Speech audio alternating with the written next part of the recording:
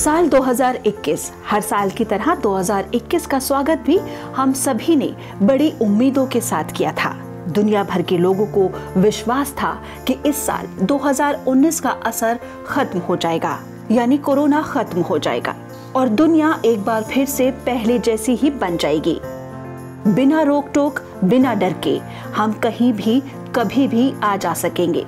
बिना झिझक एक दूसरे के गले मिल सकेंगे, हाथ मिला सकेंगे, क्योंकि 2020 में युद्ध स्तर पर हुए रिसर्च एंड डेवलपमेंट के बाद 2021 में दुनिया के कई देशों ने कोरोना वायरस से लड़ने के लिए वैक्सीन बना ली थी, जो कि अपने आप में एक बड़ी उपलब्धि कही जा सकती है। आमतौर पर कोई भी दवा या वैक्सीन बनाने में कई सालों की मेहनत और रिसर्च लगती है, लेकिन कोरोना जैसी महामारी की गंभीरता को देखते हुए जिस तेजी से दुनिया भर के वैज्ञानिकों ने काम किया वह वाकई सराहनीय था। और जितना चुनौतीपूर्ण कोरोना की वैक्सीन बनाना था, उतना ही उसे हर शख्स तक पहुंचाना भी था, जिसके लिए भी दुनिया भर के देशों ने बड़े स्तर पर वैक्सीनेशन अभियान चलाया। भारत में भी इस अभियान के तहत 1 बिलियन वैक्सीन डोजेस दिए जाने का दावा किया गया है। हालांकि इस बीच कोरोना के नए नए वेरिएंट्स भी सामने आते रहे हैं और साल के आखिर में नए वेरिएंट ओमिक्रॉन ने एक बार फिर से सभी की चिंता बढ़ा दी है, लेकिन उम्मीद है कि वैक्सीन उस पर भी कारगर होगी। कोरोना ने भले ही 2021 में भी दुनिया की रफ्तार को थामे रखा या कहें कि कम कर दिया हो, लेकिन 2021 में अंतरिक्ष की दुनिया के इतिहास में एक नया चैप्टर जुड़ गया। कमर्शियल स्पेस टूरिज्म, यानी हम और आप में से कोई भी अब अंतरिक्ष की सैर पर जा सकता है।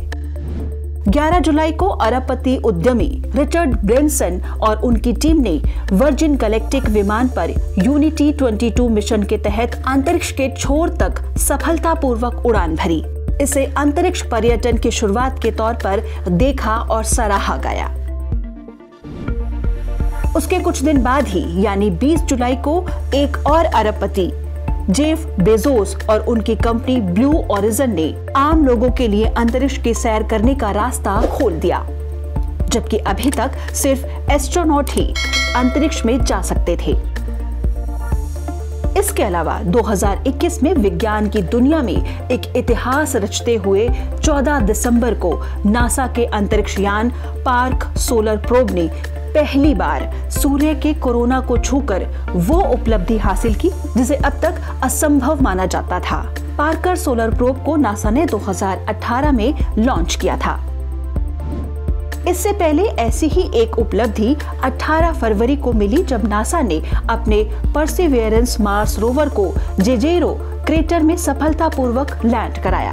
खास बात थी कि इस रोवर के साथ पहली बार इंजेन्यूटी हेलीकॉप्टर को भी भेजा गया था। नासा के इस मंगल मिशन का मकसद प्राचीन जीवन का पता लगाना और वहां की मिट्टी और पत्थरों का सैंपल लेकर धरती पर वापस आना है। और साल के आखिर में नासा ने एक और उपलब्धि हासिल की। उसने 25 दिसंबर को विश्व की सबसे advanced space observatory James Webb space telescope को लॉन्च किया।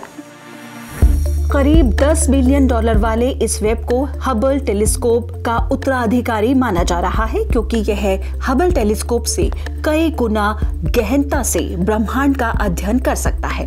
इसे बिग बैंग के पश्चात बनने वाले प्रथम तारों और आकाशगंगाओं की खोज करने तथा तारों के चारों ओर के ग्रहों के परिवेश का अध्ययन करने संबंधी कार्य करने के उद्देश्य से बनाया गया है।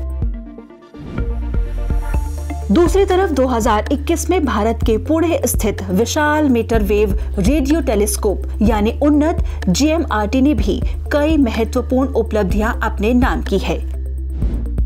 इनमें कम आवृत्ति वाले रेडियो संकेतों के ग्रहण से जुड़े भौतिकी तंत्र की पहचान के साथ साथ इस साल में NCRA के खगोल वैज्ञानिकों ने दुर्लभ वर्ग से संबंधित 8 नए रेडियो तारों की पहचान की। इन तारों को MRP नाम भी इन भारतीय वैज्ञानिकों ने ही दिया है और अब तक इस श्रेणी के खोजे गए 15 तारों में से 11 GMRT द्वारा तलाशे गए हैं। और इन सब के बीच 2021 में जापान और चीन ने भी अपने सैटेलाइट्स अंतरिक्ष में भेजे हैं। हालांकि इन सभी गतिविधियों से अंतरिक्ष में बढ़ रहे स्पेस कचरे को लेकर जानकारों ने चिंता जताई है, क्योंकि अभी जहां धरती पर बढ़ता कचरा और प्रदूषण का असर हमारे वायुमंडल और जलवायु परिवर्तन पर साफ दिखाई देने लगा है, ऐसे में अंतरिक्ष में मानव द्वारा फैलाई गई कई टन कचरे के भी हमें गंभीर परिणाम भुगतने पड़ सकते हैं। इसे ही देखते हुए हाल ही में COP26 में दुनिया के कई बड़े देशों ने धरती पर बढ़ते प्रदूषण को कम करने और ग्लोबल वार्मिंग जैसी समस्याओं का समाधान जुटाने पर चर्चा जरूर की है। और दुनिया की अलग अलग समस्याओं का समाधान जुटाते हैं हमारे और आपके आसपास मौजूद वो लोग जो इतिहास बनाते हैं, और ऐसे ही लोगों के प्रयासों और उपलब्धियों को सम्मानित करने के लिए हर साल नोबेल पुरस्कार दिए जाते हैं। 2021 में चिकित्सा के क्षेत्र में अहम योगदान के लिए 2 अमेरिकी वैज्ञानिकों डेविड जूलियस और आर्डेम पटापाउटियन को नोबेल पुरस्कार दिए गए, जिन्होंने ऐसे सेंसर्स की खोज की है जिनके द्वारा त्वचा ताप और दबाव का या स्पर्श का अनुभव करती है।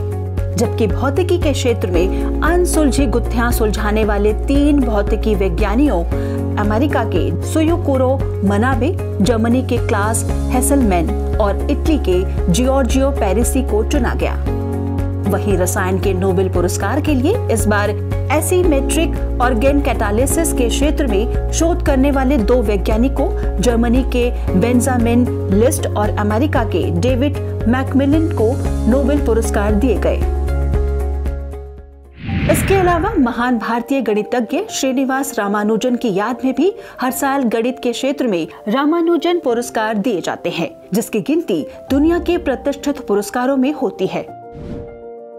और 2021 में Ramanujan prize for young mathematician Indian statistical institute ISI Kolkata में गणित के प्रोफेसर नीना गुप्ता को दिया गया। एल्जेब्रिक जियोमेट्री कम्यूटेटिव अलजेब्रा में बेहतरीन काम करने के लिए प्रोफेसर नीना गुप्ता को इस सम्मान से सम्मानित किया गया है।